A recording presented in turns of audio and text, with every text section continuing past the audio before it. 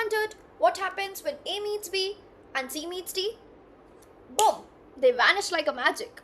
So that's exactly what we are doing in today's lead code question 2696. That's minimum string length after removing substrings. So hello coders, welcome back to my channel. I am Mishti Soni and I'm back with a very interesting topic and very interesting question.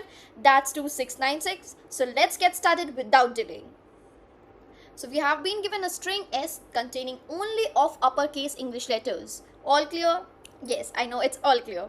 You can apply some operations to this string where in one operations you can remove any occurrence of one of substrings A, AB or CD from S. What does this question actually explaining? It is saying that in any of the pair in the string, if you get AB or CD as a pair, just remove it. After removing, you can also see that when you combine the rest of the words, you can also find again AB, and if again you get AB, you just simply have to remove that AB. Is that clear? Okay, so let's get further.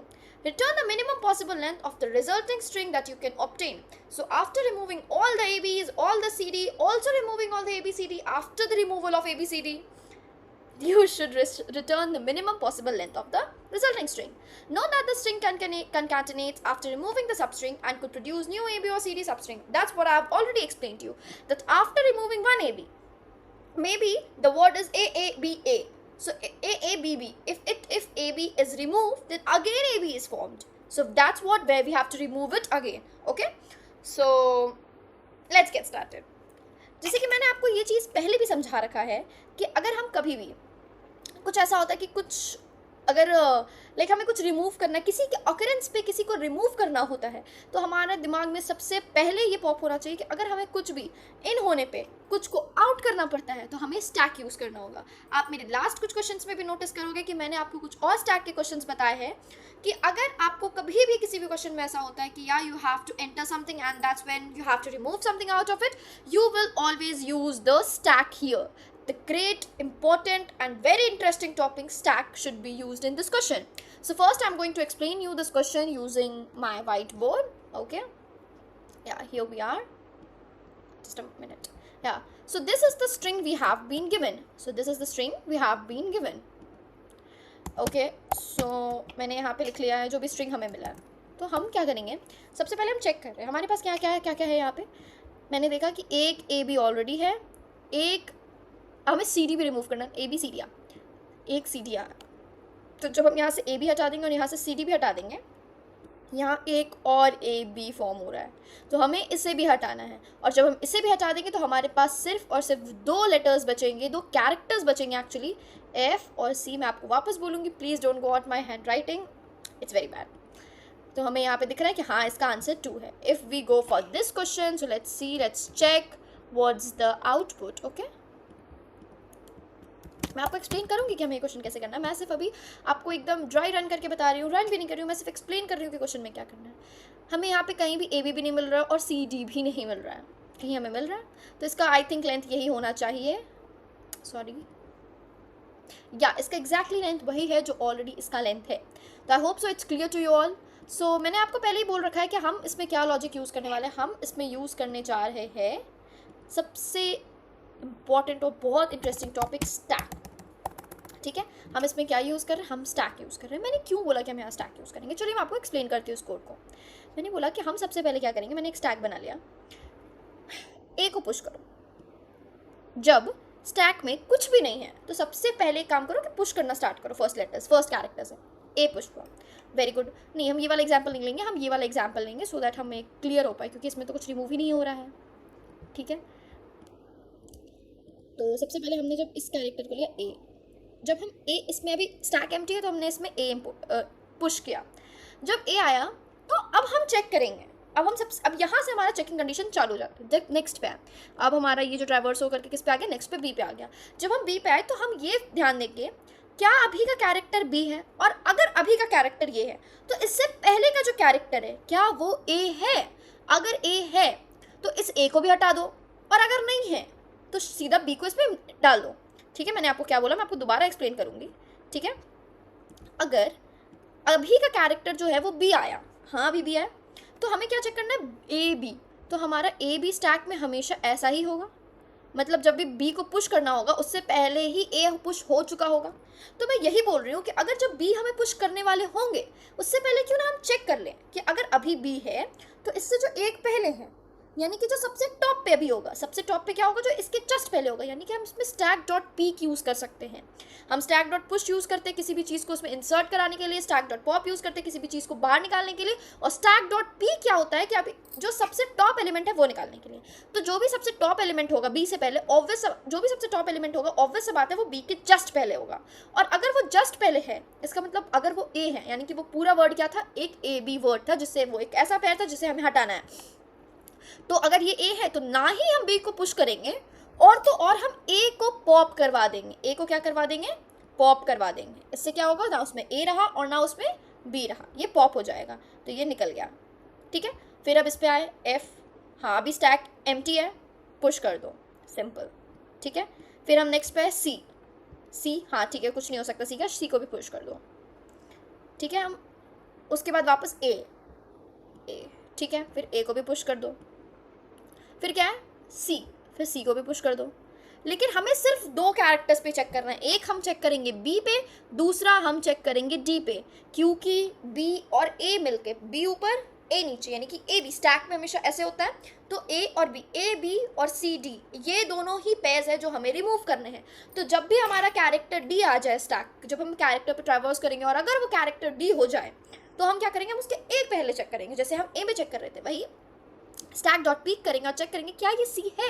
अगर ये सी है तो इसको भी push नहीं करेंगे, इसको भी पुश नहीं करेंगे, और तो और इसको भी रिमूव कर देंगे। इतना क्लियर है? आई होप सो क्लियर। जब हम आगे यहाँ पे हम देखेंगे हमारा सी भी हट गया और डी भी हट गया।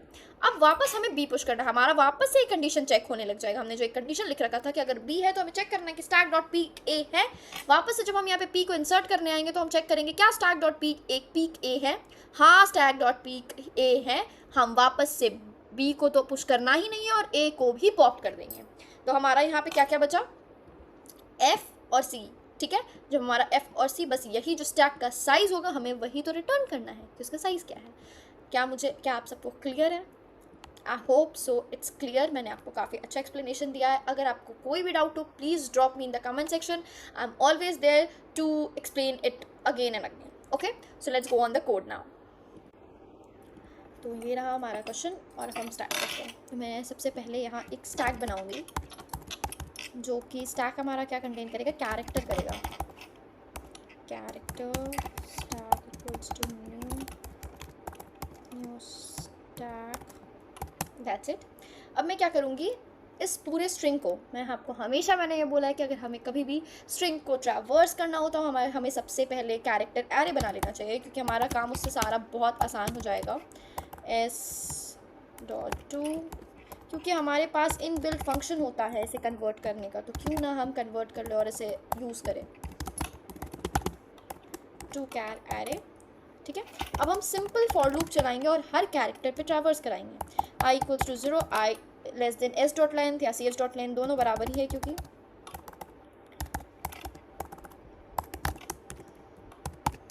i plus plus. अब यहाँ से हमारा मेन काम शुरू होता है। तो हम सबसे पहले क्या चेक करते हैं कि अगर स्टैक एम्प्टी है, सबसे पहले क्या होता है, स्टैक एम्प्टी मिलता है हमें। तो if stack dot is empty एक इनबिल्ट फंक्शन है जो बताता है, वो जो कि बूलियन रिटर्न करता है और हमें बताता है ट्रू या फॉल्स स्टैक एम्प्टी है या नहीं है।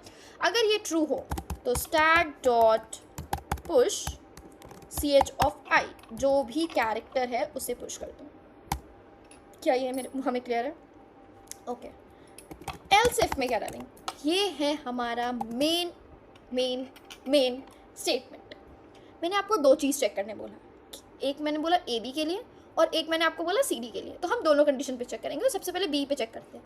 अगर अभी का जो कैरेक्टर है वो इक्वल्स टू बी है, अगर है तो एंड स्टैक डॉट पीक, ये पीक फंक्शन क्या बताता है, जो सबसे ऊपर का है, हमारा जो सबसे टॉप एलिमेंट होगा उसके बारे में बताएगा। Stack dot peek equals to character A है।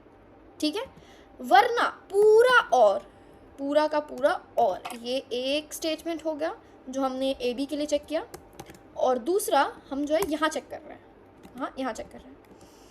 तो मैं बोल रही हूँ कि दूसरा कंडीशन क्या है। दूसरा कंडीशन है अगर ch of i equals to d है, ठीक है, क्योंकि c d होता है, and stack dot peek equals to c, तो हमें क्या करना है। तो हमें it is as simple as it is. अगर मैं इसे ऐसे कर दूँ तो आपको शायद ज़्यादा क्लियर होगा।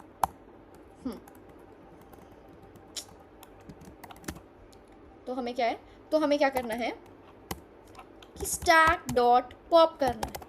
मैं आपको पूरा कोड लिखने के बाद एक बार दोबारा से थोड़ा सा एक्सप्लेनेशन दूंगी कि हमने क्या किया और क्यों किया है, लेकिन मैं आपको साथ मैं बताती हुई चलती हूँ। मैंने स्टैक डॉट पॉप क्या किया है, मैंने बोला कि मैंने आपको पहले ही अपना जब एक्सप्लेन कर रही थी मैंने आपको बताया था कि अगर बी आएगा तो सबसे पहले हमें उसे पुश तो बिल्कुल ही नहीं करना है। तो हमने पुश नहीं किया, उसे कुछ भी नहीं किया, हमने सिर्फ एक कंडीशन डाला है कि अगर स्टैक एम्प्टी है तो पुश करो, अगर नहीं है तो आगे चेक करो। तो अगर वो बी है तो हम उसका स्पीड चेक किया, अगर वो ए है तो हमें ए को निकालना है, क्योंकि बी तो ऑलरेडी था ही नहीं स्टैक में, बी तो हमने पुश किया ही नहीं था, तो हमें सिंपली ए को पॉप करा देना है, ठीक है।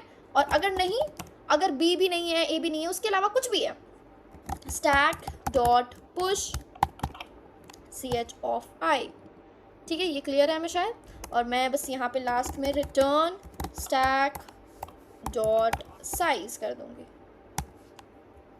रन करके देखते हैं। हाँ, क्या गलती हुआ। Okay okay okay, closing bracket नहीं था यहाँ।